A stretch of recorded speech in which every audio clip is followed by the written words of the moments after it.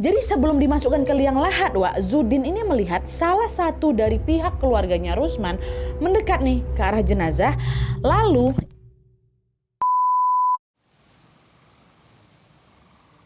Hai, wassalamualaikum warahmatullahi wabarakatuh. Terima kasih sudah klik video ini. Oke, Wak, jadi di malam ini aku akan kembali lagi menceritakan kisah horor Wawa part 196. Dan malam ini aku senang kali karena ada Wawa yang menceritakan tentang urban legend dari Malaysia, Wak. Yaitu tentang hantu kayong atau hantu bangkit. Kata Wawa kita ini, Wak, sosok hantu kayong ini masih terus menghantui masyarakat Malaysia katanya. Khususnya masyarakat Sarawak sampai dengan hari ini. Dan di kisah ini, Wak, nggak cuma satu orang yang diteror, satu kampung diteror sama hantu kayong nih. Nah, penasaran hantu seperti apa dia? Biar aku nggak terlalu banyak spoiler, aku langsung masuk aja ke ceritanya ya. Check it out.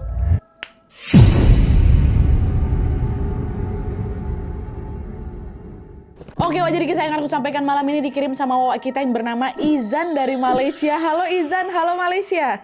Kisah ini merupakan pengalaman yang dialami langsung sama bapaknya Izan, Wak, yang bernama Pak Zudin. Dan juga sudah dibenarkan oleh beberapa warga di kampungnya yang menjadi saksi dari peristiwa teror ini. Dan tanpa mengurangi rasa hormat untuk memudahkan cerita, kita langsung panggil aja namanya ya, Pak Cik ya. Dan selain itu juga, Wak, atas permintaan Izan, semua nama di cerita ini sudah disamarkan karena menyangkut sebuah privasi. Nanti kalian tahu sendirilah ya. Lanjut. Jadi, Wak, kisah ini bermula ketika Zudin, bapaknya Wawa ini, bertetangga dengan pasangan suami istri yang bernama Rusman dan Rohana. Nah, mereka bertiga ini, Wak, sudah bertetangga selama belasan tahun sehingga hubungan mereka bisa dibilang sangat akrab kali lah ya kan. Nah, pada saat itu Rusman ini, si tetangga ini, bekerja sebagai pelaut, Wak, dan memang sering pergi berlayar selama berbulan-bulan lamanya. Sehingga Rusman ini pun jadi sering meninggalkan anak sama istrinya di rumah dan hanya balik kampung tuh sesekali aja lah dalam setahun. Misalnya waktu lebaran gitu kan, ngambil cuti balik ke rumah gitu. Dan sisanya betul-betul dihabiskan sama Rusman di atas kapal, Wak, bekerja di kapal gitulah demi bisa menghidupi anak dan istri ya. Pokoknya pekerja kali lah Cik Rusman nih. Nah, sementara itu istrinya Cik Rusman yaitu Rohana merupakan seorang ibu rumah tangga yang juga memiliki sebuah toko kelontong gitu untuk bisa menambah pendapatan keluarga. Ditambah juga mereka ini lumayan keluarga besar, Wak. Mereka dikaruniai 6 anak waktu itu. Pun waktu kejadian ini anak-anaknya masih sekolah. Jadi masih kicik-kicik anaknya. Meski sering tinggal berjauhan, keluarga mereka ini tetap harmonis dan baik-baik saja. Rusman tetap bekerja seperti biasa, sedangkan Rohana ini menjalani aktivitasnya di rumah sembari juga mengasuh anak-anaknya. Sampailah pada suatu waktu, Wak, keluarga tetangganya bapak ini atau Rusman dan Rohana ini mulai ditimpa suatu musibah karena Cik Rusman mendadak jatuh sakit. Waktu itu ceritanya Pak Rusman ini lagi bekerja kan, tiba-tiba drop gitu. Dan setelah diperiksa nggak ada yang tahu nih, Wak, penyakit apa yang lagi diderita sama Pak Rusman. Tapi yang jelas badannya yang dulunya kekar, tegap gitu kan, secara perlahan-lahan berubah menjadi kurus, kering kali karena digerogoti sama penyakit misterius ini. Dan selain itu yang diketahui sama warga, Wak, wajahnya Pak Rusman ini juga sudah mulai menyeramkan. Matanya tiba-tiba macam membesar gitu, macam mau keluar dari kelopak itu, tiba-tiba kayak gini. Dan seiring berjalannya waktu, Cik Rusman ini juga udah mulai sering berbicara ngelantur, Wak, hingga tidak ada satu orang pun yang paham apa yang dicakap tuh. Nah, mendapati suaminya yang sakit secara misterius kayak gitu, Rohana sang istri pun jadi khawatir lah kan. Dia udah berusaha tuh membawa Cik Rusman ini berobat kemana-mana, mulai dari klinik, dokter spesialis, bahkan ke berbagai pengobatan tradisional, Wak. Tapi itulah dia, sayangnya semua upaya itu belum membuahkan hasil. Kondisi Cik Rusman ini justru semakin hari semakin parah kan. Dan waktu itu sempat tuh terbersih sama Rohana, sempat curiga juga dia, apa jangan-jangan suami aku nih kena penyakit kiriman gitu ya. Tapi agak nggak mungkin juga, suami aku nih orangnya nggak neko-neko kok, jadi nggak mungkin dia ini punya musuh, nggak mungkin dia ini sampai bermasalah sama orang lain, dia ini orang baik. Itu keyakinan istrinya, Wak. Warga pun juga beranggapan kayak gitu, nggak ada yang nggak suka sama Cik Rusman nih. Di situ Rohana hanya bisa berdoa supaya penyakit suaminya ini segera diangkat. Tapi sayangnya harapan itu tidak terwujud, Wak, karena pada suatu hari Cik Rusman dinyatakan meninggal dunia. Nah, setelah kabar tentang kematian Cik Rusman ini diumumkan, para tetangga termasuk Pak Zudin, bapaknya Wawa ini, salinglah itu kan berdatangan ke rumah untuk bertakziah dan juga mengaji bersama malam waktu itu meninggalnya. Dan selama bertakziah di situ, Wak, Cik Zudin, bapaknya Wawa ini, menyaksikan secara langsung berbagai kejanggalan yang menimpa jenazah Rusman.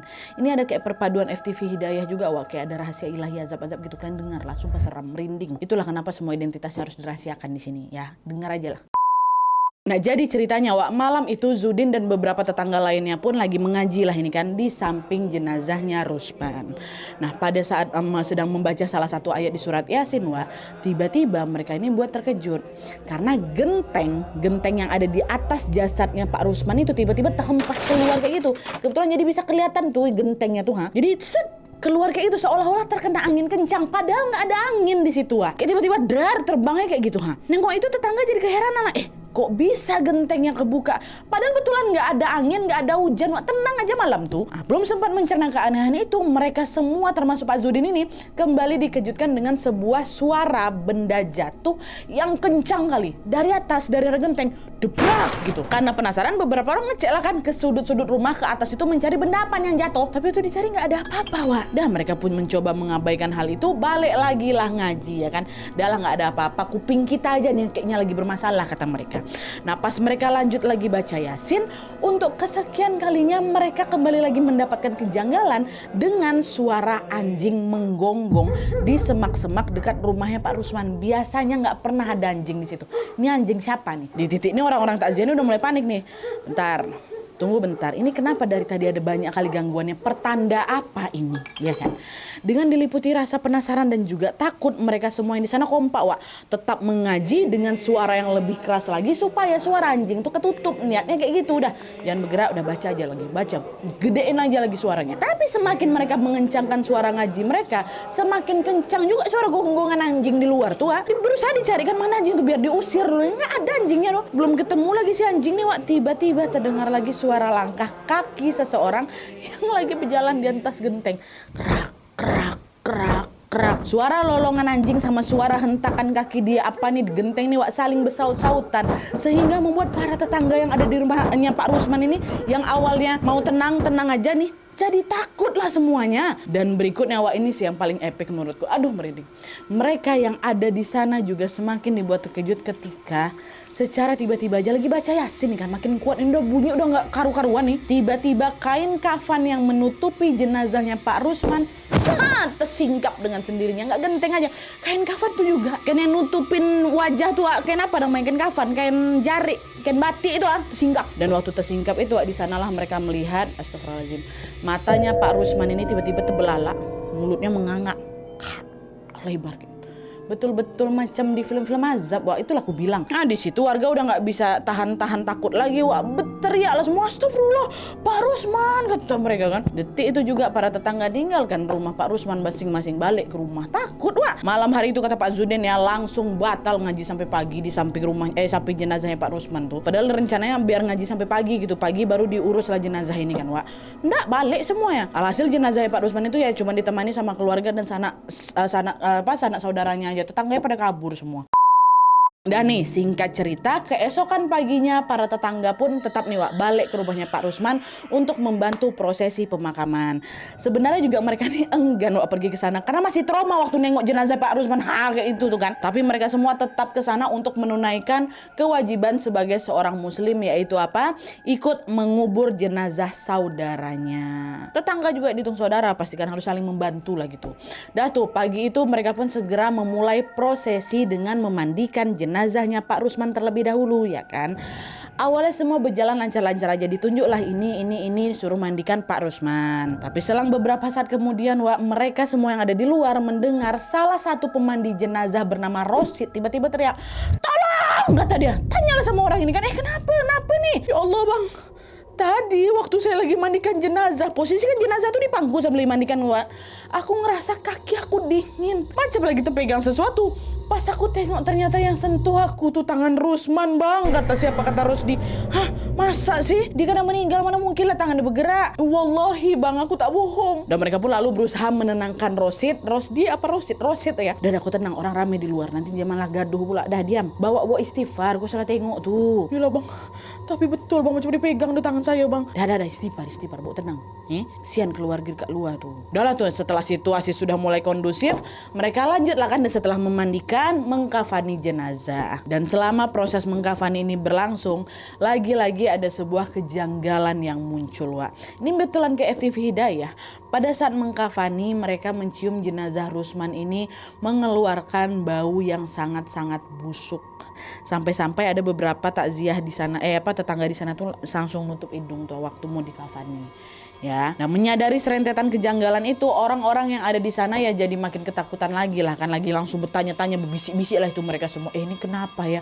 Belum selesai rupanya keanehan tadi malam tuh. Ngapa Pak Rusman dia macam nih? Kita tahu Pak Rusman ini baik, tutur kata dia bagus, ngapa dia macam gini? Tapi meskipun demikian mereka tetap berusaha untuk mengabaikan rasa takutnya dan langsung menyelesaikan pengurusan jenazah. Kasihan jenazah ini kan, Wak. Setelah prosesi mengkafani selesai, Pak Zudin dan tetangga lainnya juga pastinya ikut mengantarkan jenazah Rusman untuk dikuburkan. Nah terus selama pemakaman berlangsung, Wak, gantian nih Pak Zudin yang secara spesifik ngeh kalau ada sesuatu yang janggal pada saat pemakamannya. Tapi kali ini yang mengalami kejanggalan tuh bukan jenazahnya Pak Rusman, Wak, melainkan yang janggal adalah perilaku keluarganya Rusman.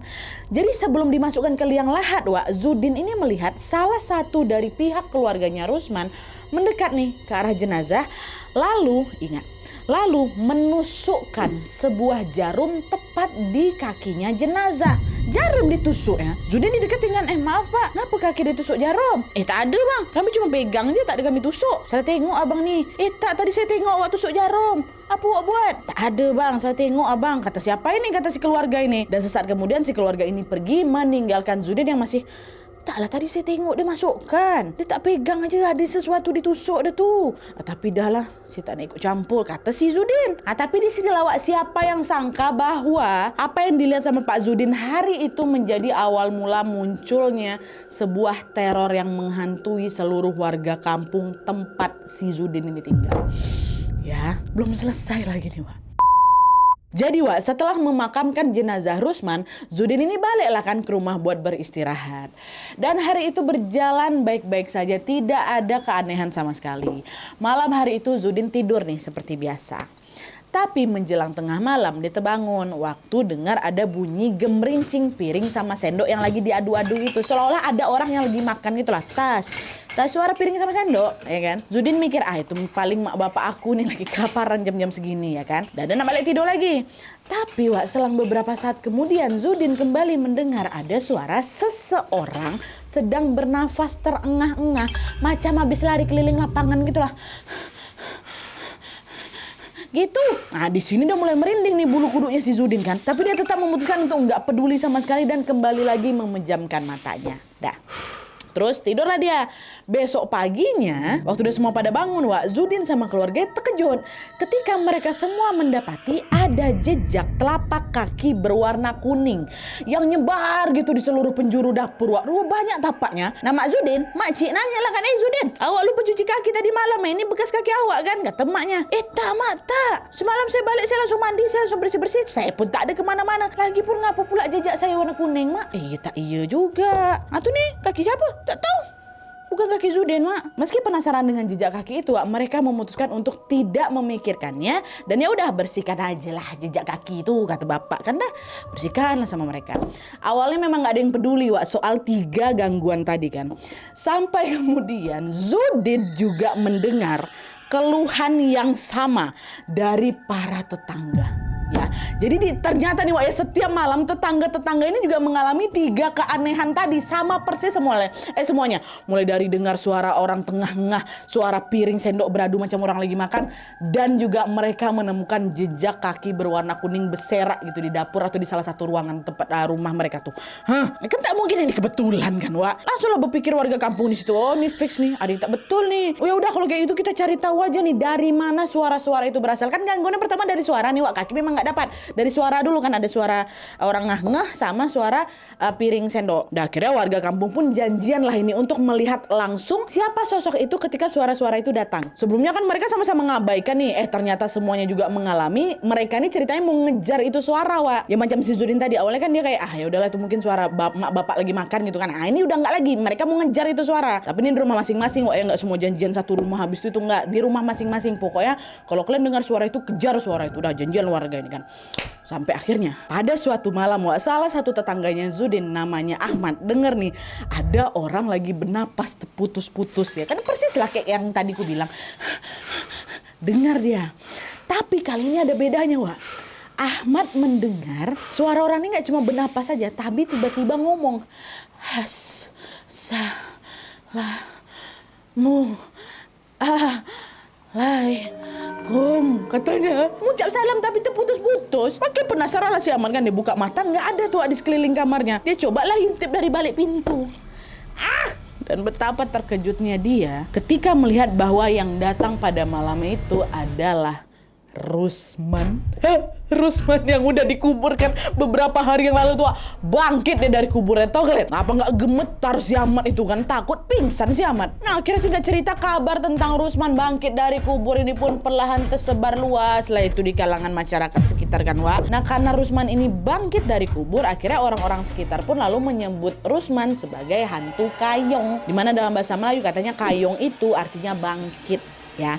Dan kalian tahu Wak, pada saat itu hampir semua rumah warga kampung sudah didatangi arwah Rusman. Assalamualaikum, ada Rusman tuh ya Allah. Dan selain mendatangi rumah warga Wak, arwahnya Rusman ini katanya juga sering terlihat di tempat-tempat yang sering dia kunjungi semasa hidupnya dulu. Macam kadang di jalan raya, di depan rumah dia sendiri, bahkan di depan surau, depan masjid ada dia tegak di situ. Banyak warga yang tengok Wak. Teror arwah Rusman ini pastinya langsung membuat warga seketika merasa takut keluar rumah kan Wak. Sehingga setelah selesai azan, setelah selesai sholat, mereka semua suasana kampung ini sepi langsung. Nah, tapi di sisi lain Wak, semakin warga kampung ini merasa ketakutan, sosok hantu kayong ini justru semakin berani lagi ganggu mereka. Dari awalnya cuma nampak-nampakin diri aja, dengar suara aja kan, sekarang dia mulai berani usil Wak. Ada yang diusilinnya, siapa yang diusilinnya? Mamanya Zuden, makcik tuh itulah disengin ya. Jadi ceritanya waktu itu udah sore nih, mau menjelang malam lah.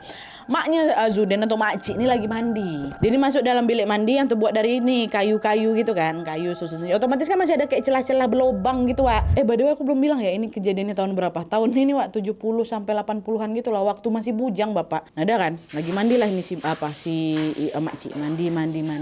Waktu guyurin air ke badannya ini tiba-tiba makcik ini ngerasa kok macam ada orang lagi ngintipin dia gitu. Waktu dia tengok tak ada. Dah dia lanjut lagi mandi zat. Tapi tiba-tiba makcik ini macam nengok dari ujung mata dia. Ada macam tangan masuk dari celah-celah lubang tu lah. Terus macam mau disentuhnya makcik Wak. Makcik kan apa nih, kurang ajar kau ya. Pas ditengok hilang tangan tu. Penasaran makcik kan, dia intip lah lewat celah kayu tu Wak. Di situlah makcik tengok ada tangan siapa tu, tangan Rusman lah Wak. Kata Rusman, ya Allah, pingsan makcik kat dalam bilik mandi itu. Dan ternyata selain makcik ada juga tetangga lain namanya Nurin. Dia juga pernah diganggu secara fisik sama Rusman ini. Jadi ceritanya waktu itu Nurin ini lagi duduk santai gitu kan kat rumahnya. Dan by the way rumah ini rumah panggung Wak. Lantainya kayu juga, jadi masih ada juga beberapa celah nih. Nah pas lagi duduk santai itulah tiba-tiba Nurin ini ngerasa kayak kakinya tuh kayak ada yang narik gitu. Pas ditengok hilang. Karena penasaran ngintip juga sama macam mak. Waktu ditengok itulah Rusman. Kata si Rusman itu, ya Allah. Yang jelas pada saat itu teror hantu kayong ini berlangsung terus-menerus sampai 30 hari lamanya. Setelah masuk hari 31, hilang gangguan tuh.